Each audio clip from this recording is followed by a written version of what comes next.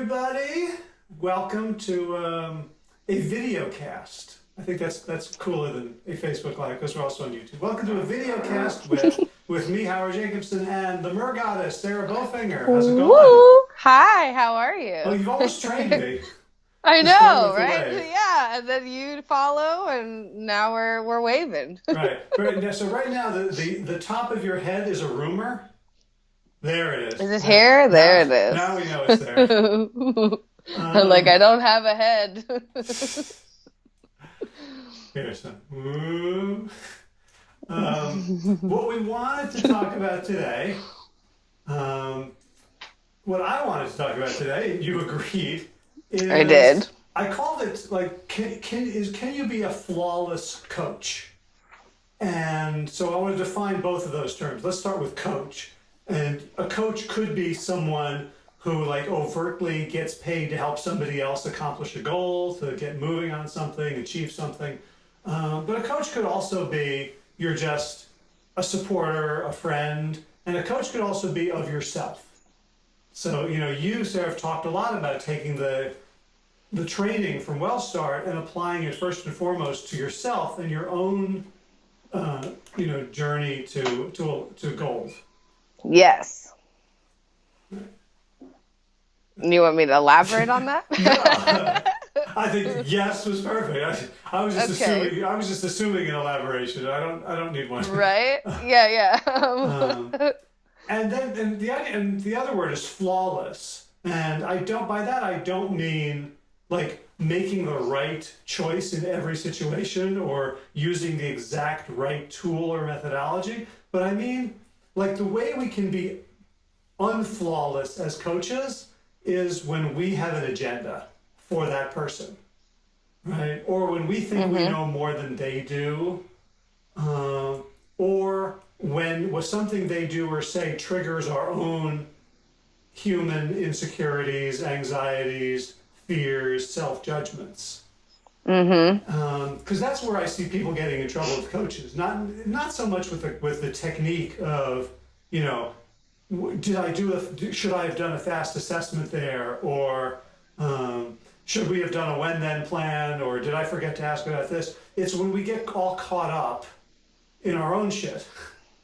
Mm-hmm. And it doesn't look like we're caught up in our own shit. It looks like we're trying really hard to help them, Yeah. right? So I'd love to hear, you went through the training, and I've been in coaching sessions where you've been coaching, and I listened to you and watched you, and you go off script all the time. Like Yes. you're not you're not sitting there with the playbook, and yet you're always present. So I would love for you to talk about like what you do to become present and what you do. How do you notice if someone's knocked you off your game a little bit and how you get back? So I have been really working on like being intuitive like for myself. And so by being more intuitive for myself, which is like doing some deep breathing exercises, like really being present. And sometimes like being present, you can say being present, but actually like having the whole entire body be present, having just every single piece of you, be present. So with that, like when I show up as just like this mirror for other people to, tell me what's going on and, all these things, like now that I've like set aside my own like whatever was going on in the day, right? Like, so now I'm like completely present. I have no other thoughts happening except for what the person is sharing with me or what they're doing.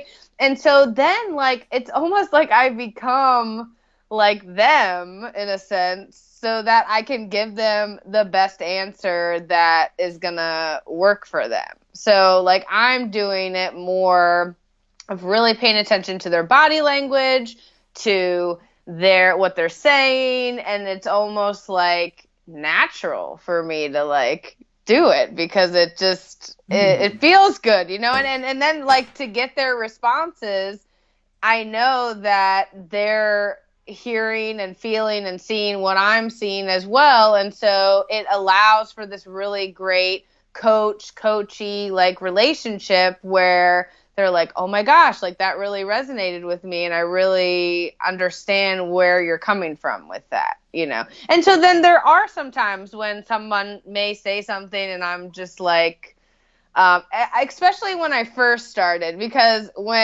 after I took the coach training, like, and you had given me some feedback, you know, at first. And so then I would be like, almost like in a little bubble, like, oh my gosh, like you were saying, like, when if plan, am I supposed to do this? But then once you were like, you know what, I don't even know why I'm giving you this feedback, like, you know, and you just kind of like let me like flow and do my own thing, like it became like embedded, like the when if plan. Maybe I don't say it's the when if plan, but I'm saying it in another way that is allowing the people to connect in that way at that moment, right? Mm-hmm. So I want to highlight a couple of things that I think are really important. One is that the whole body, you bring your whole body to coaching. Mm-hmm. And I think that's so important because, as you said, we are paying attention not just to their words, and sometimes not even to their words. Like the words are this big illusion, misdirection. Not that they're trying to lie to us, but they don't know what they think, and they're unaware. You know, but we're very good. Human beings are very good at presenting falsehoods with words that we can't do with our bodies. So if you're doing a Zoom call and you're seeing people's body language, like you can't read their body language unless you're in tune with your own body. Exactly. Right? But the other thing I really want to highlight is you have a technique for doing that, which is doing some deep breathing before you jump in. And I can't tell how few coaches actually do this. Because you're like, well, get grounded. Well, I don't know how to get grounded. What is that? You know, I don't know if I'm grounded. Just breathe and use. And so we think of breath as an intervention. But one of the things I learned from Glenn Murphy, my martial arts instructor, is breath is also a diagnostic. Right? So how deep can I breathe? How slowly can I breathe? Where does the breath not go? Where are there? And then use it as a diagnostic to assess where I am. Because I don't have to be perfect. I just have to be aware. So I could start a coaching session really like, oh, I am totally cut off from the belly button down. I have no awareness of my body from below my belly button. My pelvis, my legs are not available to me. It doesn't mean I need to cancel the coaching or call Kevin and say, hey, get somebody else. I can't do it. But it means that I need to be aware of that limitation. And like the other thing that I'll do too is like if there's, you know, people are coming on, like I'll feel into like do I feel like people have had like this really like crazy day, right? And so like I'll actually do deep breathing with people on the coaching call as like a group, like, okay, let's get centered, you know, let's like focus now on the moment, you know, of being Just as you here. said that, my son opened the door. Nice. Well, see, I was able to keep going, and so were you. You know, so it also just like as I'm more in tune, I know what else is going on around me with everyone, and that's not just with coaching. That's with everything. You know, walking down the street, whatever it is. You know, but especially it's really helpful in coaching because it allows me to give the people exactly what they want or they will need in that moment. Mm-hmm. Yeah, and it's not about figuring it out intellectually, although we do a lot of the intellectual work to help prepare, but it's like, you know, like a jazz musician. If they've never practiced their scales and patterns, they won't know what to do in the moment of their solo. But they're not thinking about, they've internalized those skills, and so they're just molding themselves to whatever the need is without thinking. And so there is like, you need to learn, you need to think, you need to practice so that you don't need to learn, think, or practice in the moment. You can just be. Exactly. And it's like, and it's funny because like doing that, it like when you think of not doing it, right, you're still trying to think about how to not do it. But then it's just like you don't have to do anything. You just literally are here in the moment, and whatever comes about is what it is. Right. So the second question, do you ever get knocked off balance in a coaching call and finding yourself um, having a fear that's, an anxiety, something that somebody has said that triggers you in some way, and that you have to bring yourself back? I would say like maybe when I first started, like there was probably something like maybe like there were some things of maybe somebody was saying something and I felt like maybe I wasn't able to give them what they were looking for. And maybe it was because I hadn't reached that far, in my own development. But the more that I release fear and anxiety, it's pretty hard to scare me now off Uh-huh. my wagon because I'm constantly doing this work myself.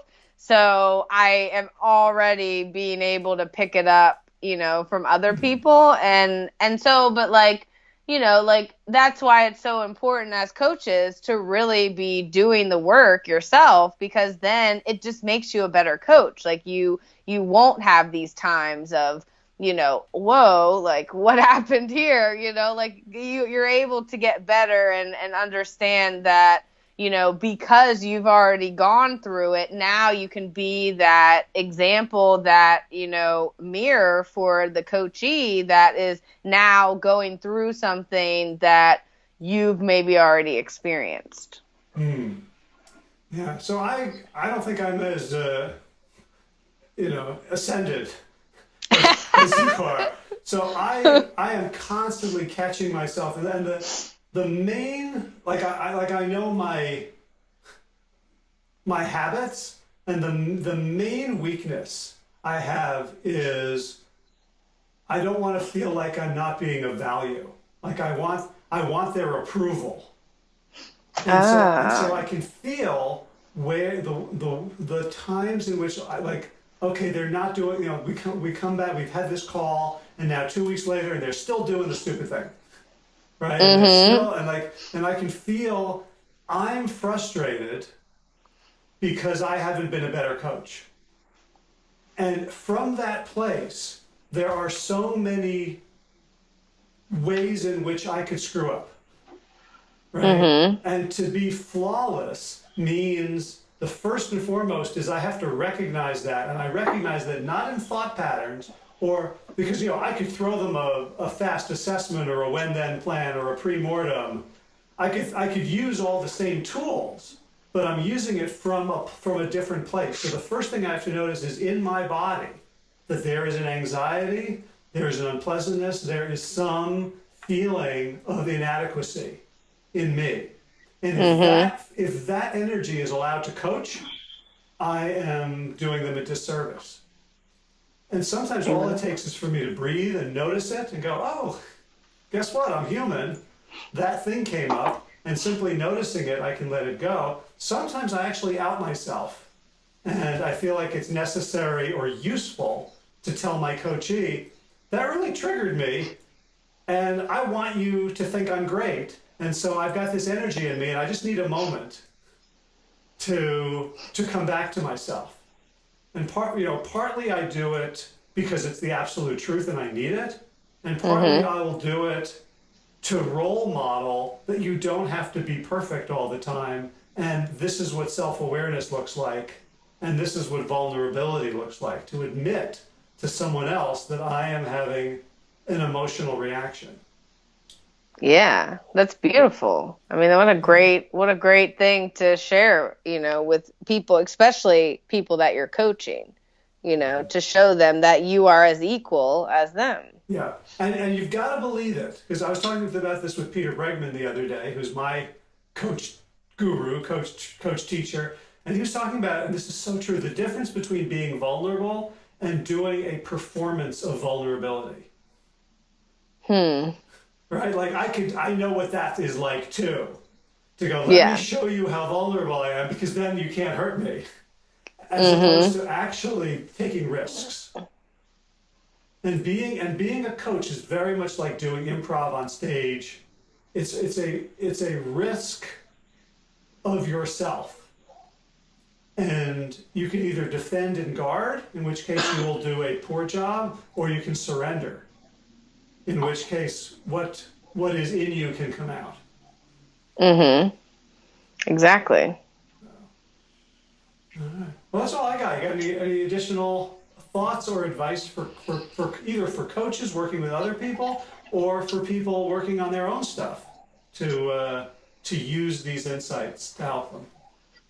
Well, I would just say, yeah, the more that you can work on yourself, how you're feeling in the moment is going to allow you to not only be better as a person, but it's also going to allow you to help people effortlessly, because it doesn't feel like, I don't know about you, I'm sure, but like, it doesn't feel like I'm coaching, like it just feels like I'm just like, oh, I went through that, and like that kind of sucked for a minute, and okay, like let's work through it, and what tools did you use, and and what things did you find in that, and then by me, it just gets easier for me, because the more that I'm doing it, the more that I'm sharing with everyone else, then it's just like this pattern that becomes, like pretty, it's practice, right? Practice, practice, practice. Yeah. One of the people I learned meditation from, Adyashanti, has a phrase called effortless effort. So I feel like the effort is simply being present and not wandering off and not thinking about other things and not being present for what is happening in this moment, as opposed to all my worries about the future or regrets about the past. And once that's the only effort, then anything else, like we say, if you're working too hard. Exactly. Yeah, I mean, these are things that I've been working with recently, because I don't want to get too far ahead of myself, and I don't want to bring up things unless they mean something, and so even this conversation here, like, I don't know what's happening. I'm just telling you what you're telling me in the moment, and that's where I'm digging it up from, so perfect example. Right. All right. Well, I appreciate your flexibility in doing this 3.5 hours later than we scheduled. That's So, totally fine. Anytime to chat with you is a blessing, so I am honored. oh, you are my spiritual teacher. Exactly. Namaste. Now must stay. Now must go. Now must go. Now must eat. Now must eat dinner. Yes. All right. Well, thank you very much. Just a quick reminder that coach training, a new cohort, a new class begins in November. Go to wellstartcoach.com if you're interested in finding out more. We have a few spots available, and I would love to fill them with people who are going to go out in the world and keep making positive ripples. Yes. Sign up. It's the best thing ever. Oh. Thanks, Sarah. Great to talk to you. Bye. Catch you later.